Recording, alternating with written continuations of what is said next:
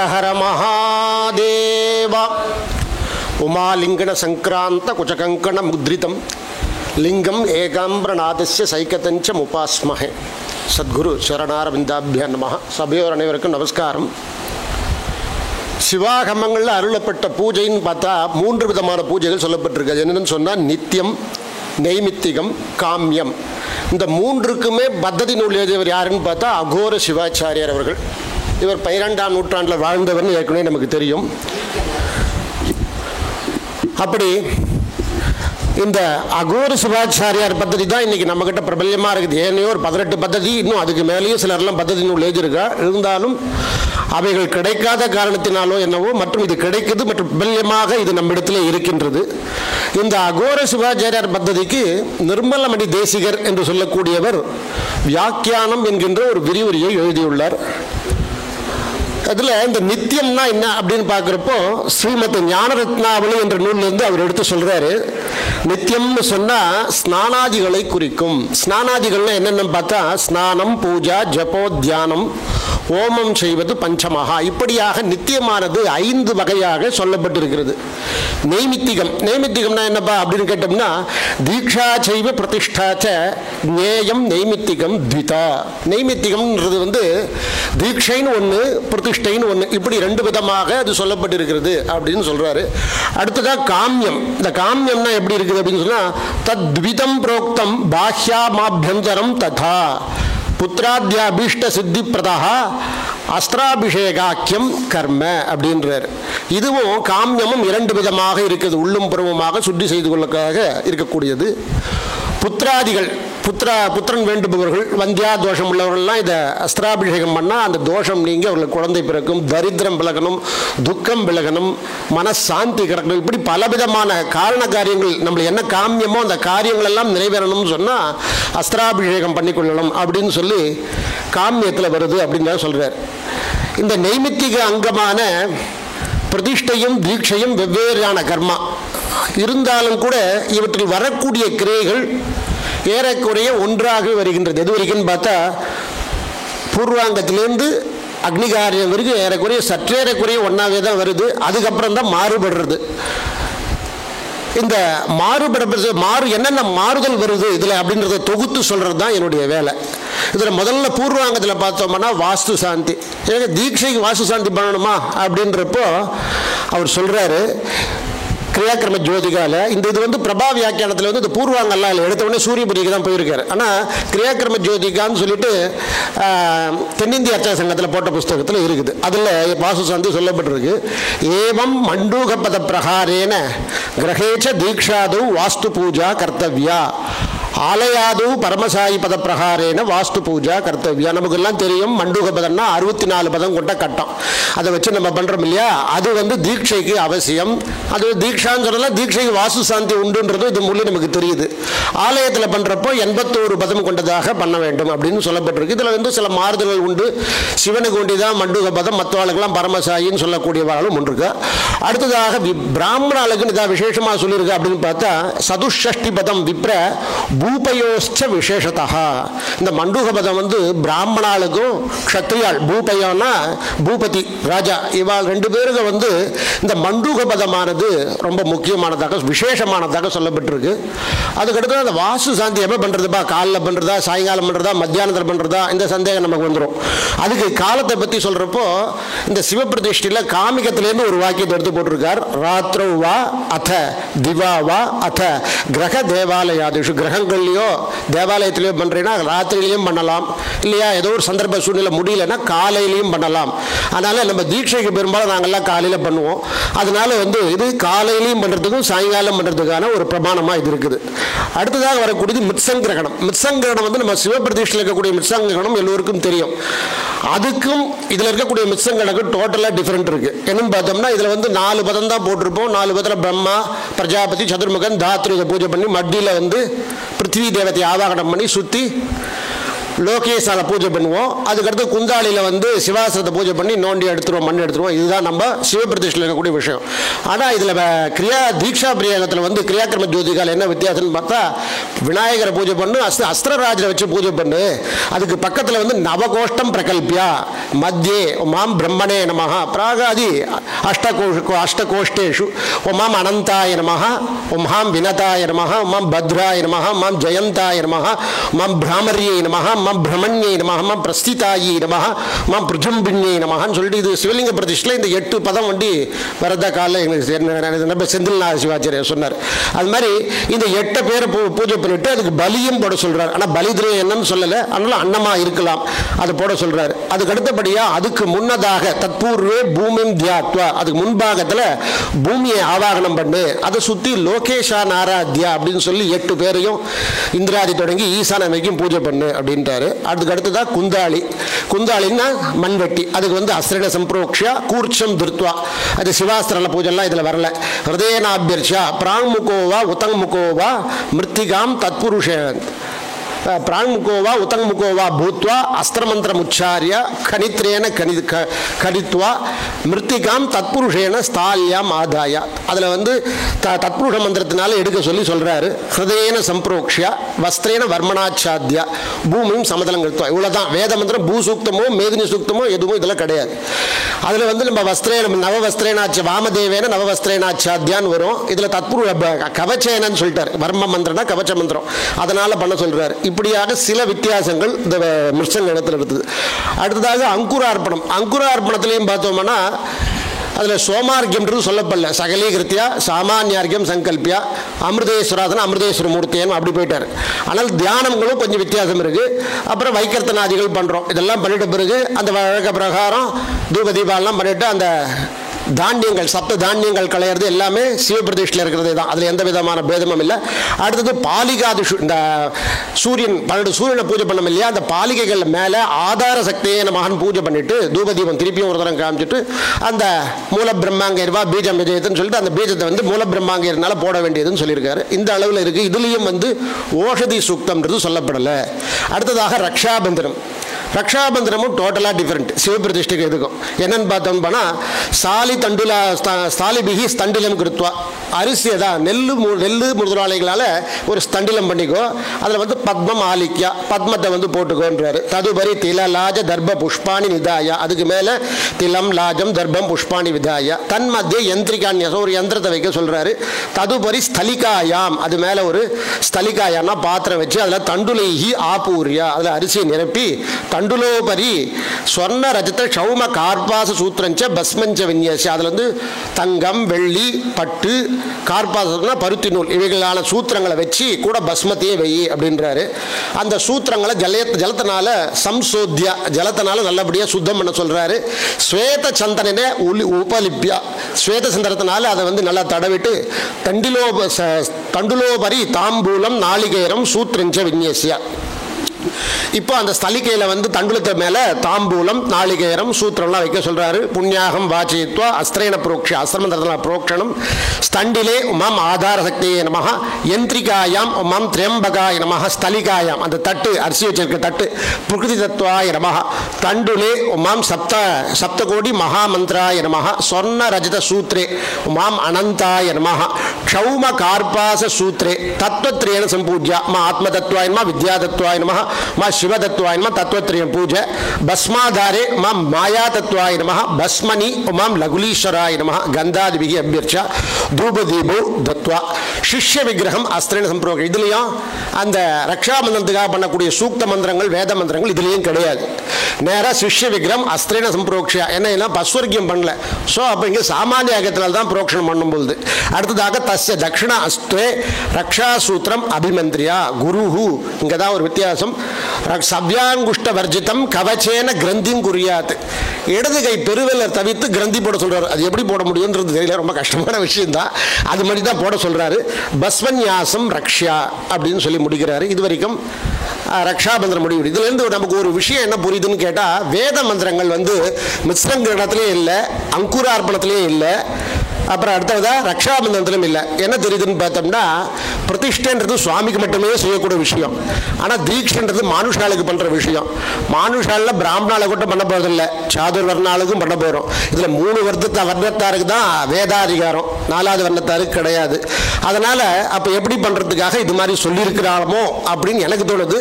அது எந்த அளவுக்கு உண்மைன்றது வித்வான்கள்லாம் ஆராய்ச்சி சொல்ல வேண்டிய ஒரு விஷயம். அடுத்தபடியாக சூரிய பூஜை. சூரிய பூஜையில் ஒரு வித்தியாசமும் கிடையாது. இதில் சூரிய பூஜை நித்தியவத்து சிவசூரியம் சம்பூஜ்யா அப்படின்னு முடிச்சிட்டாரு. இதில் இன்னொரு முக்கியமாக ஒன்று என்ன சொல்கிறேன்னா, யாக மண்டபத்தை எப்படி பரிசோதனை பண்ணலான்றது ஒரு விசேஷமாக ஒன்று சொல்லியிருக்காரு. மாற்றம் இல்லை, இது விசேஷம். கேசாஸ்தி கண்டகைர் ஹீனாம் கர்தோஷர விவர்ஜிதாம் சர்ப்ப வல்மீக நிர்முக்தாம் பஸ்மாங்கர துஷோஜிதாம் திரிஹஸ்தோத் காத பூசையாம் சர்வதோஷ விவர்ஜிதாம் தர்ப்பணோதர சங்காசம் கிருத்வா பூமியும் பரிகிரகேத். கேசம் மயிர் எவ்வளோ நாள் பூமியில் இருந்தாலும் அது அழிந்து போகாது, அந்த முடி. அடுத்ததாக அஸ்தினா எலும்பு தெரியும். கண்டகைஹி முள்ளு முதலானவைகள் இல்லாத இடமா இருக்கணும். கர்தோஷர கர்தம்னா பள்ளம், உஷரம்னா எலிவலை, எலிவலை இல்லாத இடமா இருக்கணும். சர்ப்பம், ஏன்னா இந்த எலிவலையில் பாம்பு இருக்கும். வல்மீகம்னா கரையான் புற்று முதலான புற்றுக்கள். பஸ்மம், பஸ்மம்னா சாம்பல் நிறைந்த இடத்துல கூடாது. அங்காரகம் நெருப்பு இருக்கிற இடத்துல யாராவது போய் பண்ணாலும் பண்ணால் நெருப்புனா கந்தக பூமின்னு சொல்கிறோம் இல்லையா, அந்த மாதிரியான பூமியிலையும் பண்ணக்கூடாது அப்படின்றாரு. சரி, இது எப்படி மேலோட்டமாக பார்த்துட்டு போனால் போதுமா அப்படின்னு இல்லை. திரிஹஸ்தோத் காதம் 3 அஸ்த அளவுக்கு பள்ளம் தோண்டி அதில் இருந்ததெல்லாம் எடுத்துட்டு திருப்பி வேற மண்ணு போட்டு நிரப்பி தர்ப்பணோதர கண்ணாடி போல நல்லா பளபளன்னு நீங்கள் என்னைக்கு ஸ்டைல்ஸு கிரானைட்ஸ்லாம் இருக்கு பாருங்க, அந்த மாதிரி பளபளன்னு அழகாக, ஏன்னா சுவாமி வரக்கூடிய இடம், அதனால அந்த மாதிரி பூமியை தேர்ந்தெடுத்துக்கோன்னு சொல்லி இந்த சூரிய பூஜையில் இது ஒரு விசேஷமாக சொல்கிறாரு. துவார பூஜையில் யாக மண்டபத்தை பற்றிலாம் சொல்கிறாரு. இந்த துவார பூஜையில் சூரிய சிவபிரதிஷ்டைக்கும் தீக்ஷா விதி பிரதிஷ்டைக்கும் கொஞ்சம் தான் வித்தியாசம். என்னன்னு சொன்னால், அதில் முதல்ல துவாரத்துக்கு மட்டும் பூஜை பண்ணிட்டு வரணும். 4 சுற்று வரணும். அதில் துவாரத்துக்கு மட்டும் சுற்றி வரணும். சாமானியார்காஸ்தோ மண்டபா பாஹ்யே பூர்வாதி தோரணான்னு அஸ்திரேன சம்பிரோக்ஷா. பூர்வ தோரண மத்தியே நெக்ரோத தோரணம். நெக்ரோதம்னா ஆலமரத்தினால ஒரு தோரணம், இலையினால தோரணம் கட்டி அந்த தோரணத்துக்கு சாந்தி தோரணாய பத்ராய நமஹ. அப்புறம் திரிசூலம் ஒன்று தான் பூஜை சொல்லியிருக்குதுல. தட்சிணே உதும்பர தோரணே பூதி தோரணாய நமஹ, பூதி தோரணாய விஜயாய நமஹ. தட்சிணத்தில் பார்த்தா உதும்பரம்னு சொன்னால் அத்தி மரத்தினால பண்ணி அதுக்கு பூஜை பண்ண சொல்கிறாரு. அப்புறம் திரிசூலத்தை பூஜை பண்ண சொல்கிறாரு. அடுத்தது பশ্চিமம். பশ্চিமத்தில் அஸ்வத்த தோரணம், அரச இலை. பல தோரணாய வஜ்ராய நமஹான்னு பண்ணிட்டு அதுக்கு திரிசூலத்தை பூஜை பண்ண சொல்றாரு. உத்தரே பிளக்ஷ தோரணாய, பிளக்ஷம்னா இச்சில் மரம்னு பேரு, அதுக்கு ஆரோக்கிய தோரணாய நீலலோகிதாய நமஹான்னு சொல்லிட்டு பூஜை பண்ண சொல்றாரு. இது வரைக்கும் முதல் சுற்று முடிஞ்சது. அடுத்ததான் 2வது பூர்வத்வாரே துவாரோத்திர பத கும்பே சாந்தி கலா துவாராய நமஹ. துவாரன்றது இருக்குது, அந்த துவாரத்துக்கு ஒரு கலசம் வச்சா அது அந்த பக்கத்தில் உத்தரபத கும்பமா வச்சு அதனுடைய துவாரமாவே நினைச்சு பூஜை பண்ணணும். அதுக்கு சாந்தி கலா துவாராய நமஹான்னு ஒரு பூஜை. அடுத்ததான் தட்சிண துவாரத்தில் பார்த்தா வித்யா கலா துவாராய நமஹ. பশ্চিமத்வாரே நிவர்த்தி கலா துவாரம். உத்தரே பிரதிஷ்டா கலா துவாராய நமஹ. இப்படி ஆச்சாரியுடைய வலது கை பக்கம் எதெல்லாம் வருதோ அது ஒண்டி தான் அந்த துவாரத்துக்கு பூஜை. இப்படி பண்ணிடுறோம்.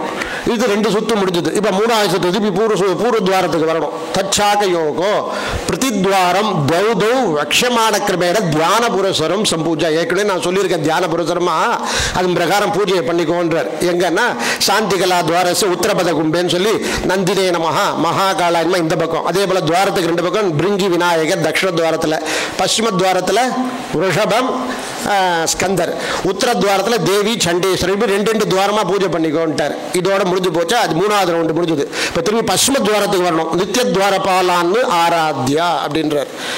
நித்திய துவாரபாலம் நமக்கு தெரியும், கணபதி சரஸ்வதி மகாலட்சுமி நந்தி மகாகாலர் கங்கா யமுனா. இது பூஜை பண்ணிடுறோம்.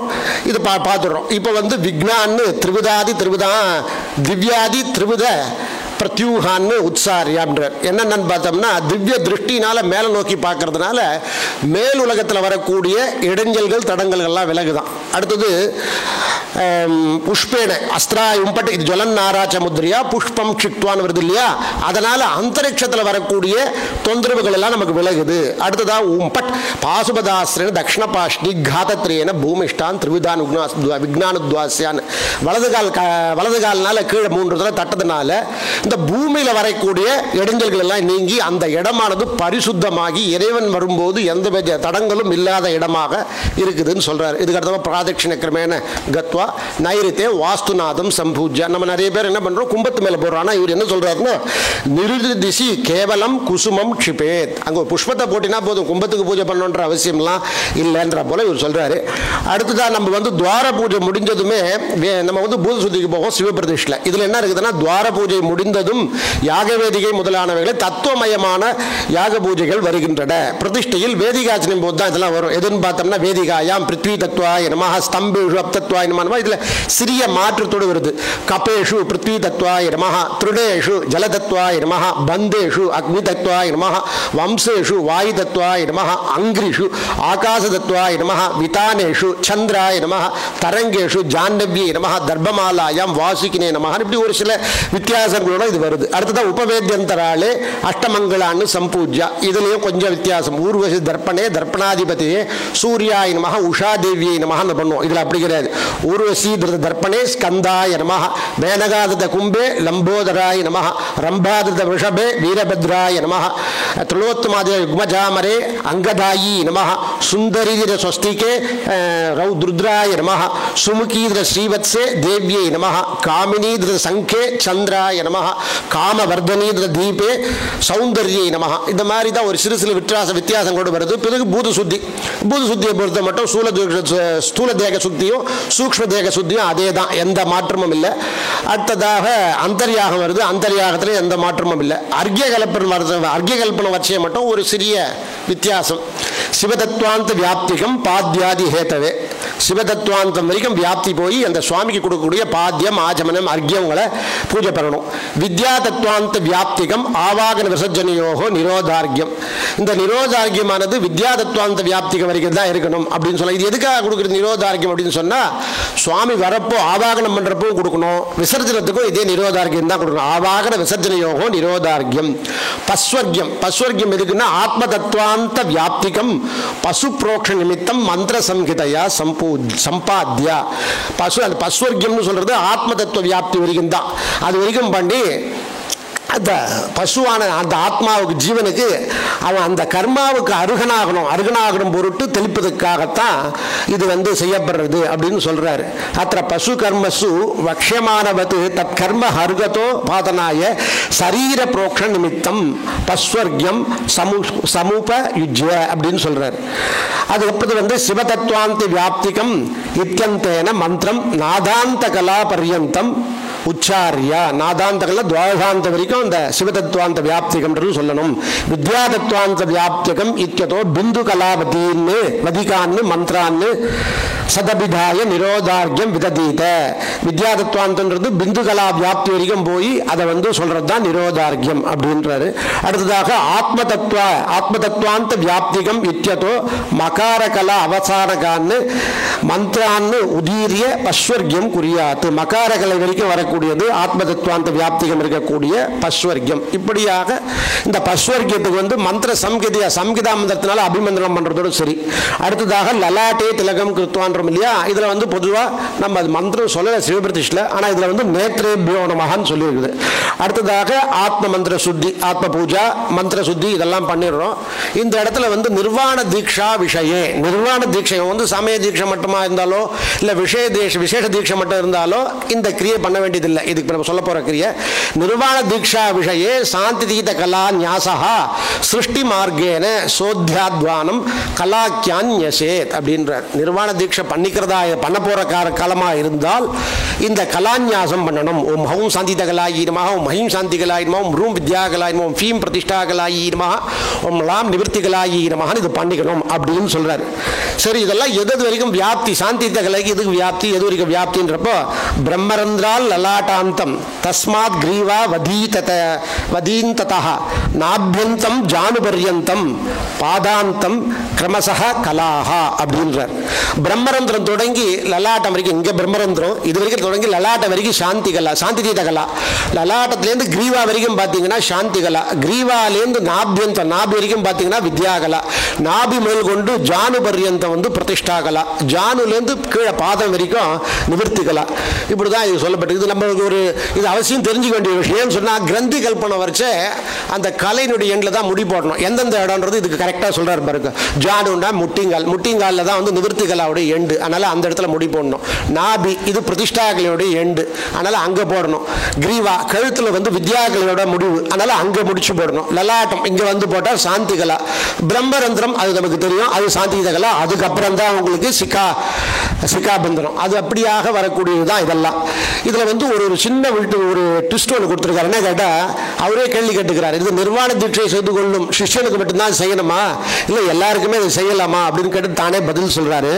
சமயான் அந்தியேஷ்டி விதௌ அத்வசுத்தி விஷயே நிவர்த்தியாதி கலாக சம்ஹார கிரமேண ஸ்வதேகே விநியஸ்ய சாங்கம் சிவம் யசே.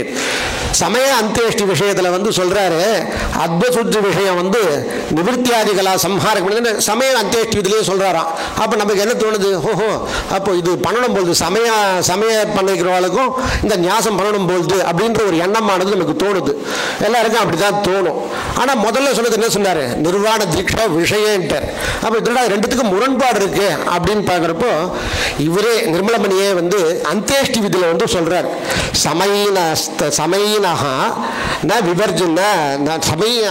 விவர்ஜிதாக சமயினோபி நிர்வாண தீட்சார்த்தினஹ குரு சுஷ்ரூஷண பரஸ்ய அப்ராப்த தீட்சஸ்ய மிருதஸ்ய அத்வசுத்தி சகிதா விதேயா. ஒருத்தர் இருக்கிறா, ஒரு குருக்கிட்ட போயிட்டு நல்லா சுஷ்ரூஷை பண்ணிட்டு அவர்கிட்ட இருந்துட்டு சமயம் விசேஷம்லாம் வாங்கிட்டா, அவனுக்கு அடுத்ததான் 1 வருஷ காலம் பரீட்சை பண்ணணும்னு சொல்லியிருக்காரு இல்லையா. அதனால் அவர் கூடவே இருக்கிறான், இருந்து நிர்வாண தீட்சை பண்ணிக்கணும்ன்ற ஒரு அபிப்பிராயம் அவனுக்கு இருக்குது, ஆசை இருக்குது, அபிலாஷை இருக்குது. ஆனால் அவளுடைய நேரம், அவளுடைய காலம், அவன் வந்து ஏதோ ஒரு காலத்தில் இறந்து போயிடுறான். அப்போ அந்த சரீரத்துக்கு வந்து நிர்வாண தீட்சையில் பண்ணக்கூடிய கலா சுத்தியை பண்ணு அப்படின்றார். அப்போ அங்கே சொன்னதுடைய தொடர்பு இங்கே நமக்கு வந்து விடை கிடைக்குதுன்றது புரியுது. அதுக்கடுத்ததாக பார்த்தா இந்த பூ சுத்தி முடிஞ்ச பிறகு ஞான கட்கம் சப்ததா அஸ்திர ஜப்தம் ஆதாய ஞான கட்கத்தை பண்ணிக்கிறோம்.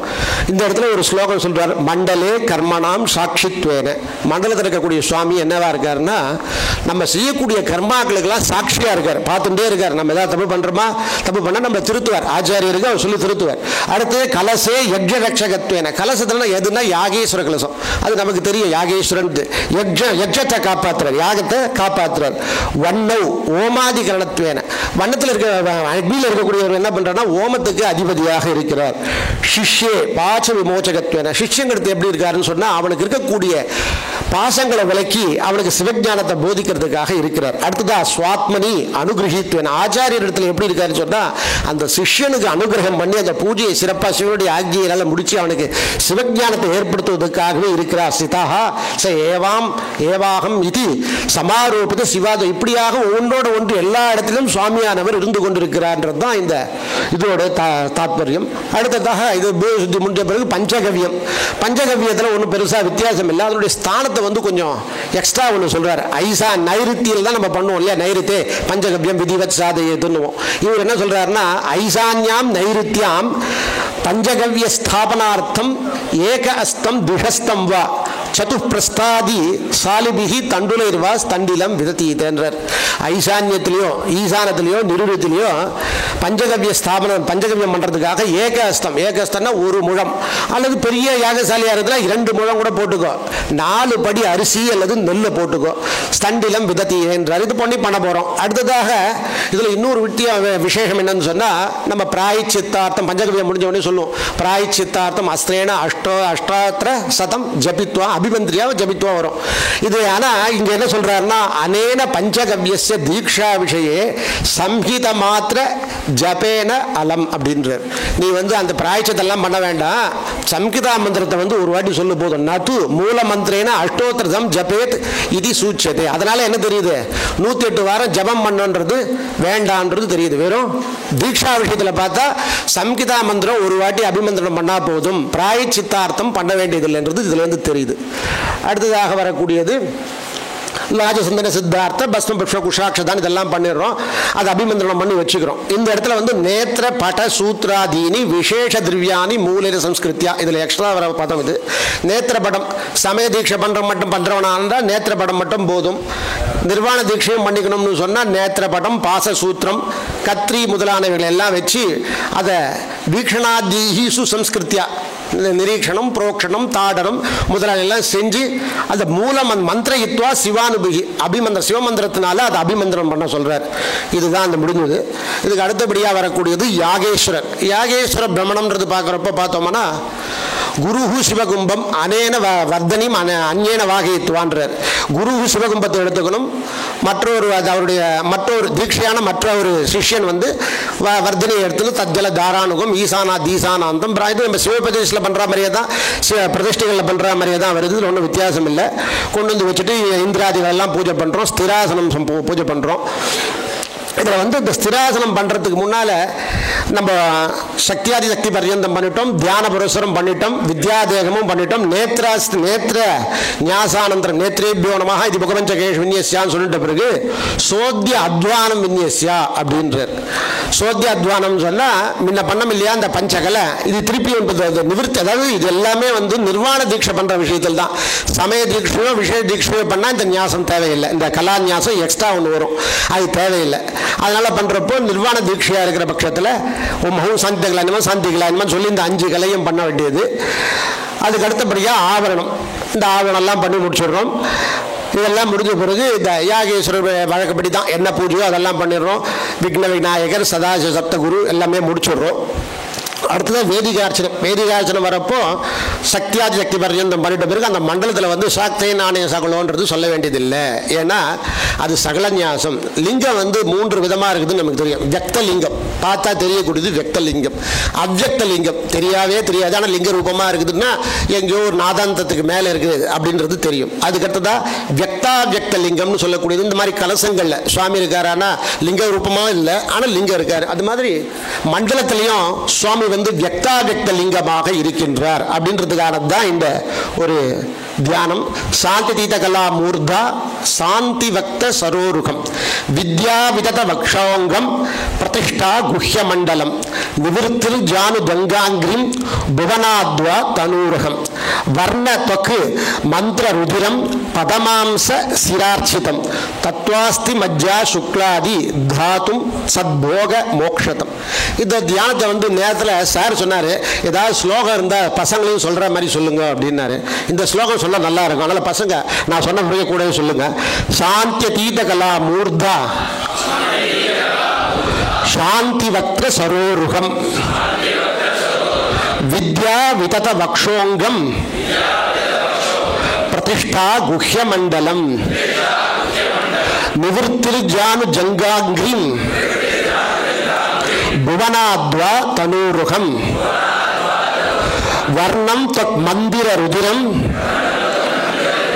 பதமாம்ச சிரார்ச்சிதம் தத்வாஸ்தி மஜ்ஜா சுக்லாதி தாத்தும் சத்போக மோக்ஷதம் சிவாந்தம் தத்வ கர்ப்பாத்வா வியாபினம் சர்வதா சிவம். எப்படி இருக்காருன்னு சொன்னால், முதல்ல சுவாமி வந்து பங்கின்னு சொன்னாலே பிரிக்கக்கூடியது, ஒவ்வொன்றா பிரித்து அதில் ஞாசம் பண்ணுறது. சுவாமியுடைய உருவத்தை வந்து 5ஆ பிரித்து மேலே வந்து சாந்தி கலை, அடுத்தது சாந்தி வித்யா பிரதிஷ்டா நிவிருத்தின்னு முதல்ல சொல்கிறோம் இல்லையா. இதில் அந்த ஸ்தானத்தை சொல்கிறார். சாந்தி தீதா மூர்தா, சாந்தி வக்ரம், வித்யா வக்ஷோங்கம்னா மார்பு, பிரதிஷ்டா குக்கிய மண்டலம் நம்மளுடைய குக்கிய மண்டலம், அதாவது எருவாய் கருவாய் முதலான பகுதிகள், நிவிருத்தி ஜானுகு, நிவிருத்தி வந்து ஜானு காலமாக பாதமாக இருக்குது அப்படின்றார். இது வந்து ஒரு அத்வா. அடுத்ததாக பார்த்துட்டு புவனாத்வா. புவனாத்வா தனூரகம், உடம்பு ஃபுல்லாக சுவாமிக்கு முடியா இருக்கிறது எதுன்னு சொன்னால் அந்த புவனாத்வா.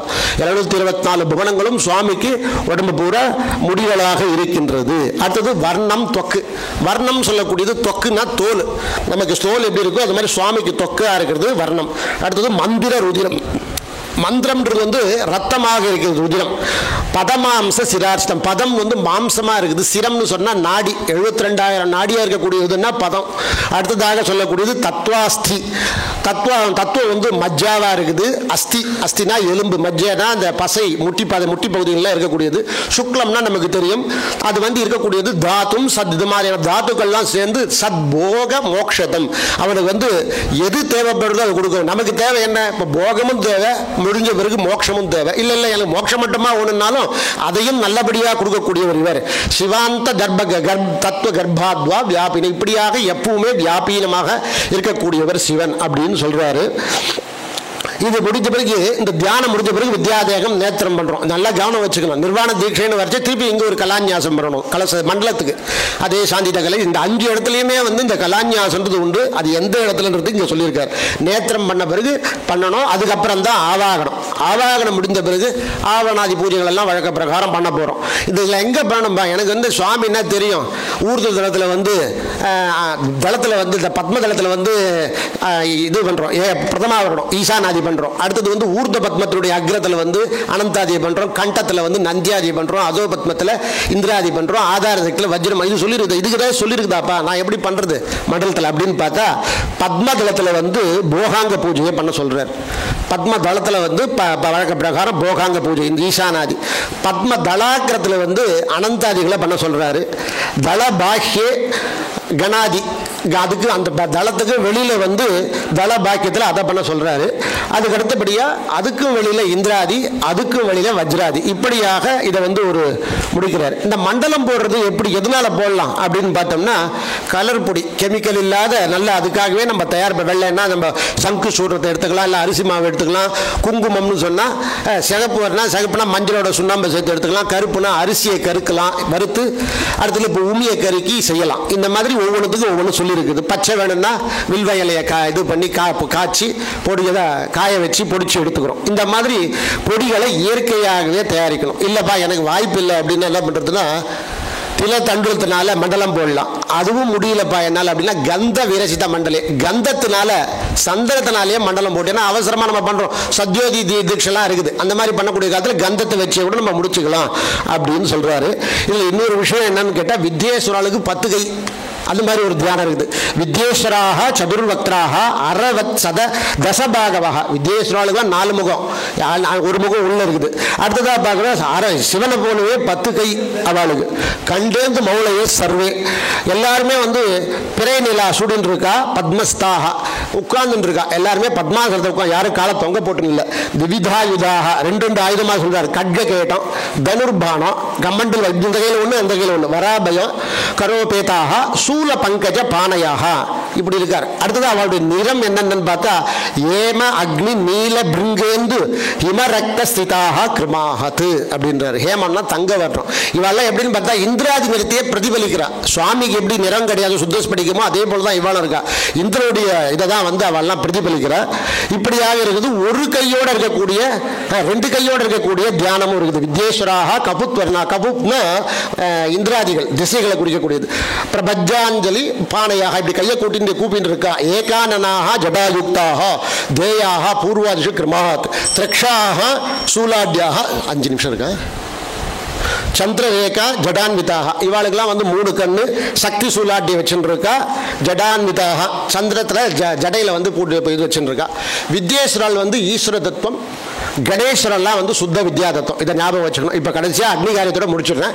அக்னிகாரியத்தை பொறுத்த மட்டும் சிவ பிரதிஷ்டில் என்ன வருதோ அதே தான். இதில் ஒரே ஒரு வித்தியாசம் என்னன்னா, பக்திரீகரணம் பண்ணுறோம் இல்லையா, சத்யோ ஜாத்தா ஈஸ்வரா அதெல்லாம் பண்ணி சேர்க்கிறோம் இல்லையா, அது முடிஞ்ச உடனே நாமகரணம் வருது. ஜிக்வகீகரணம் அதுக்கப்புறம் தான் வருது. நாமகரணம் பண்ணிது இது சிவாக்னிக்கு தான். தீட்சைக்கு வந்து பாலாக்னிதான்றது நமக்கு தெரியும். தீக்ஷா சாந்தியோஸ்து பாலாக்னின்னு சொல்லிடுது. அதனால தீட்சைக்கு வந்து பாலாக்னியோட நிறுத்திக்கணும். நாமந்தே பாலகஸ்யாக்னிக்குன்னு அதோட நிறுத்திட்டு, வாகீஸ்வரெல்லாம் அவளை வந்து விசர்ஜனம் பண்ணிட்டு, அந்த வக்திரத்தெல்லாம் ஒரே வக்திரமா சேர்த்துட்டு அப்புறம் ஜிக்வகீகரணம் பண்ணிட்டு எல்லாம் பண்ணிட்ட பிறகு நாடி சந்தானம் ஆவரண பூஜை எல்லாம் பண்ணிடுறோம். நாடி சந்தானம், மந்திர தர்ப்பணம், விஷய தர்ப்பணம் இதெல்லாம் பண்ணிட்டு தேசாபதிர காலாபதிரம் வரைக்கும் பண்ணிட்டு சிஷ்ய பிரவேசாய பிரதி சிஷ்யம் சதம் சதம் பூர்ணாசகித ஜுகுயாத்து, பிரத்யேகம் பூர்ணாசகிதம் ஜுகுயாத்துன்ற சிஷ்ய பிரவேசனம். எத்தனை பேர் சிஷ்ய பிரவேசனம் பண்ண போறானோ அத்தனை பேருக்கும் 100 ஆகுதி பண்ணி இது வந்து பூர்ணாகுதி தனித்தனியாக பண்ணணும். இது எப்பன்னா தேசாபதன காலாபதனம் முடிஞ்ச பிறகு பண்ண வேண்டிய விஷயம்.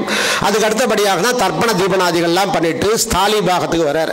ஸ்தாலி பாகத்தில் என்னன்னு கேட்டால் அதில் அரிசியின் அளவு நமக்கு சொல்லியிருக்காரு. பஞ்ச பிரசுதி 5 படி அரிசி தான் நமக்கு சிவபிரதிஷ்லையும் சொல்லியிருக்குது, தீட்சிலையும் அதே தான் சொல்லியிருக்குது. அது ஒரு சிஷியனா இருக்கிற பட்சத்தில் 2, 3 அதுக்கு பிறகு போச்சுன்னா என்ன பண்றதுன்னு கேட்டால் ஒவ்வொரு சிஷியனுக்கும் 1 படி அரிசி அதிகமாக போட்டுக்கொண்டே வர ஏகைக்க பிரசுதி விருத்தியேன தஸ்யாம் பிராசாத சதமந்திரிதேன பிரக்ஷிப்யா அப்படின்றார். இதில் எக்ஸ்ட்ரா ஒரு 100 மந்திரம் ஜபம் சொல்றார். ஏற்கனவே பால் வச்சுட்டு பாலுக்கு ஒரு 100 வாட்டி அபிமந்திரம் வரும். இப்போ இந்த அரிசிக்கு வந்து சிவபிரதிஷ்டில் வராது அபிமந்திரம். ஆனால் இதில் தீட்சையில் ஒரு 100 வாட்டி திருப்பி ஒரு அபிமந்திரம் 100 வாட்டி சொல்லியிருக்கிறார். இது ஒரு விஷயம். இதெல்லாம் சருவம் எல்லாம் முடிஞ்ச பிறகு பிராயச்சித்தார்த்தம். அந்த பிராயச்சித்த ஓமம் வந்து அஸ்திரேன அஷ்டோசர முத்துவான்னு அகோர சிவாச்சாரியர் சொல்லிட்டாரு. ஆனால் நிர்மலமணி வந்து அவருக்கு என்ன சொல்றாருன்னா, ததோ விக்னௌக சாந்தியர்த்தம் கர்ம சித்ர நிவர்த்தையே துவேஷத்தை பகுரூபேன ஜிகுயாத்து அசினாபிவா அப்படின்றார். விக்னங்கள் போக வேண்டியதுக்காகவும் கர்ம நம்ம ஏதாவது இது பண்ண கர்மால ஏதாவது விட்டுப்பாடு சித்திரம்னா கண்ணுக்கு தெரியாத துளையாக இருக்கக்கூடிய சிறு சிறு குறைகள் இருந்தால் கூட அதெல்லாம் போகிறதுக்கு துவேஷத்தை 200 பகுரூபேன, பகுரூபன்னா அகோர மந்திரத்தினால பண்ணு, அப்படி இல்லைன்னா அசினாபிவா அஸ்ர மந்திரத்தினாலேயாவது பண்ணு அப்படின்னு சொல்லி பண்றார். இதெல்லாம் வந்து பெரிய வித்வான்கள்லாம் இருக்கக்கூடிய இடம். அந்த வித்வான்கள் இருக்கக்கூடிய இடத்துல என்னையும் ஒரு பொருட்டா நினைத்து கூப்பிடுறதுக்கு ரொம்ப சந்தோஷம். அதுக்கு அடுத்தபடியாக இந்த மாணவ மணிகள் இதெல்லாம் கேட்டுட்டு இருக்கீங்களா, சாருடைய விருப்பமே என்னன்னு கேட்டால், நீங்கள்லாம் வந்து இந்த பாடசாலை படிச்சிங்க, சாதகம் பண்ணீங்க, பெரிய ஆளாக வரீங்க, அதோடு நின்றுக்காம நம்முடைய ஞானத்தை வளர்த்துக்கிறதுக்கு சம்ஸ்கிருதம் ரொம்ப முக்கியம்.